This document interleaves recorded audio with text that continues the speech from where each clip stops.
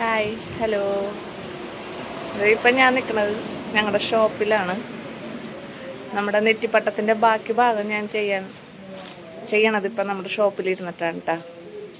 അപ്പം നമുക്ക് നമ്മുടെ നെറ്റിപ്പട്ടത്തിൻ്റെ അരങ്ങ് കെട്ടണതും അതിൻ്റെ കുഞ്ചലം കെട്ടണതും എങ്ങനെയാണ് നമുക്ക് നോക്കാം കേട്ടോ. ഞാൻ ഷോപ്പിലായതുകൊണ്ട് വോയിസ് റെക്കോർഡാണ് കേട്ടോ ചെയ്യണത്. ഇതിനിപ്പോൾ നമ്മൾ അരങ്ങ് കെട്ടാനുള്ള ത്രെഡാണിത്. ഗോൾഡൻ കട്ടിയുള്ളൊരു നൂലിലാണ് ഞാനിപ്പോൾ അരങ്ങ് കെട്ടണത് കേട്ടോ. ഉളൻ നൂല് വെച്ചിട്ട് അരങ്ങ് കെട്ടണത്. അത് ഇനിയിപ്പോൾ രണ്ടറ്റവും രണ്ട് സൈഡിലായിട്ട് നമുക്ക് നല്ലോണം വലിച്ച് കെട്ടാം കേട്ടോ. ഇനിയിപ്പോൾ നമുക്കൊരു കാർഡ്ബോർഡ്, നല്ലൊരു കട്ടിയുള്ള കാർഡ്ബോർഡിൽ നമുക്ക് അരങ്ങ് കെട്ടാനുള്ള ഉളൻ നൂല് വെച്ച് ചുറ്റാം. അത് നമുക്ക് ഞാനൊരു 10 പ്രാവശ്യമാണ് ചുറ്റണത്. അപ്പം അങ്ങനെ ചുറ്റിയിട്ട് നമുക്കത് ത്രെഡിലോട്ട് നമുക്ക് വലിച്ച് കെട്ടാം കേട്ടോ. ഇങ്ങനെയാണ് ഈ കെട്ടിടേണ്ടത്. ഞാനിങ്ങനെയാണ് കെട്ടിടാറ്.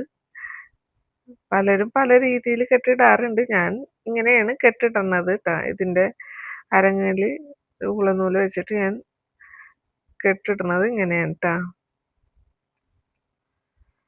അങ്ങനെ ഞാൻ ഇപ്പോൾ ഈ നെറ്റിപ്പട്ടത്തിന് ഞാൻ കൊടുക്കുന്നത് ഗ്രീനും ബ്ലൂവും കളറുകളാണ് കൊടുക്കുന്നത്. ഇനി നമുക്ക് കുഞ്ചലത്തിനുള്ള ത്രെഡും കൂടി കെട്ടാം കേട്ടോ. അതെന്ന് വെച്ചാൽ അതേപോലെ തന്നെ കട്ടിയുള്ള കാർഡ്ബോർഡ് ഇതുമ്പോൾ തന്നെ ഉളനൂല് വെച്ച് ചുറ്റുകയാണ്. അതിലും ഞാൻ കൊടുക്കുന്നത് ബ്ലൂവും ഗ്രീനും കളർ തന്നെയാണ് കേട്ടോ. അതൊരു 2 പ്രാവശ്യമായിട്ട് ഞാനിങ്ങനെ ചുറ്റി വെച്ചിട്ടുണ്ട്.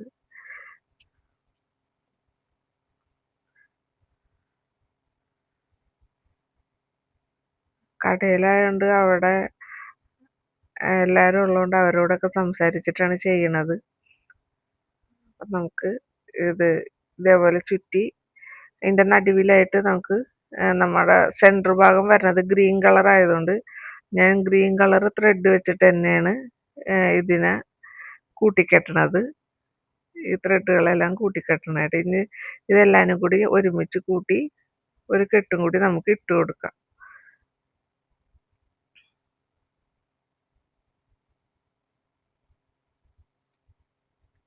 ഇത്രയും വലിയ കട്ടിയുള്ള ത്രെഡ് ആയതുകൊണ്ട് നമുക്ക് കുഞ്ചലത്തിൻ്റെ ഉള്ളിൽ കൂടെ എടുക്കാൻ കുറച്ച് ബുദ്ധിമുട്ടായിരിക്കും കേട്ടോ.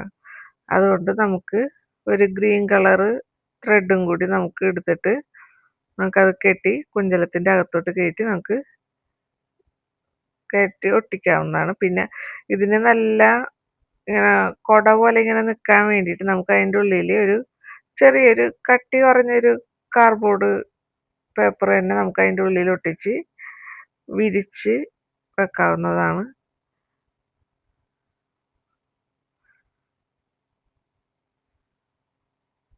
എന്നിട്ട് നല്ല രീതിയിൽ തന്നെ അത് നല്ലോണം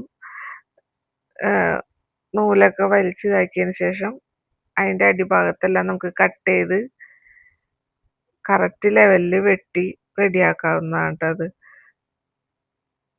എന്നിട്ട് നമുക്കിത് നമ്മുടെ നേരത്തെ അരങ്ങ് കെട്ടിയതിലോട്ട് സെൻറ്റർ ഭാഗം നോക്കിയിട്ട് നമുക്കിത് കെട്ടി കറക്റ്റാക്കി വെക്കാം കേട്ടോ. ഇനിയിപ്പോൾ നമുക്കത് ആ 2 ഭാഗത്തായിട്ട് കെട്ടി വെച്ച അരങ്ങ് നമുക്ക് അഴിച്ച് നമ്മുടെ നെറ്റിപ്പട്ടത്തിലോട്ട് അറ്റാച്ച് ചെയ്യാം. നല്ല രീതിയിൽ തന്നെ പശയൊക്കെ ഒട്ടിച്ചിട്ട് വേണം നമുക്ക് ആദ്യം നമുക്കിത് വെച്ച് നോക്കണം. കറക്റ്റ് സെൻറ്റർ ഭാഗം നോക്കി വെക്കണം. കുഞ്ചലം കറക്റ്റ് സെൻറ്ററിലാണോ എന്നൊക്കെ നോക്കി കറക്റ്റായിട്ട് വെച്ചിട്ട് സെൻറ്ററിൽ നിന്ന് തന്നെ നമുക്ക് പശ തേച്ച് ഒട്ടിക്കാൻ തുടങ്ങാം.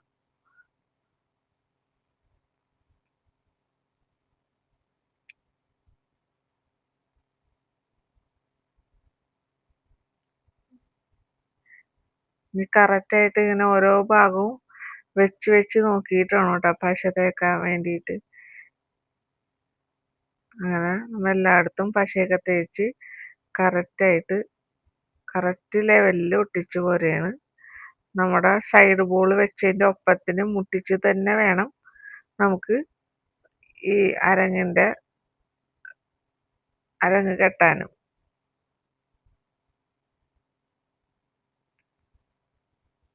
ഇനി നമുക്ക് മുകളില് ഒരു ഭംഗിക്ക് വേണ്ടിയിട്ട് ഞാനൊരു ഗോൾഡൻ കളർ ലേസ് എടുത്തിട്ടുണ്ട് കേട്ടോ. ആ ലേസ് നമുക്ക് ആ 4 ഭാഗത്തായിട്ട് ഒട്ടിച്ചു കൊടുക്കാം.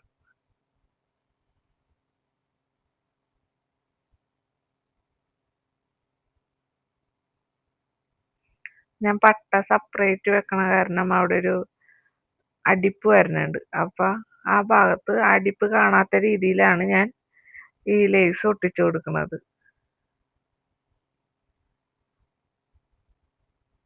ഞാൻ എൻ്റെ ഈ നെറ്റിപ്പട്ടത്തിന് ഞാൻ ഒട്ടിക്കൽ മാത്രമല്ല സ്റ്റിച്ചിങ്ങും കൂടി ചെയ്യുന്നുണ്ട്.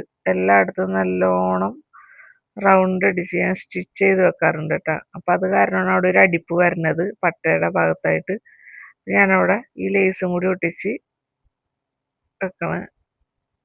പിന്നെ നമുക്കിനി ലാസ്റ്റായിട്ട് നമുക്കൊരു പൂവും കൂടി ചെയ്യാനുണ്ടായിരുന്നു, അതും നമ്മൾ ചെയ്തു കേട്ടോ.